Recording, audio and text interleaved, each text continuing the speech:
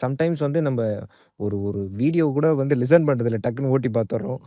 மெசேஜை கூட வந்து என்னடா இவ்வளோ நேரம் இருக்குது அப்படின்னு நினச்சிரும். பட் லிசனிங் எவ்வளோ பவர்ஃபுல். Very very powerful. ஏன்னா பைபிள் படி பார்த்தாலே ஆண்டவருடைய ரட்சிப்பை நம்ம பெறதுக்கு லிசனிங் தான் important. Faith comes by hearing. விசுவாசம் கேள்விப்படுறதுனால வரும், கேள்வி தேவனுடைய வார்த்தையினால வரும்.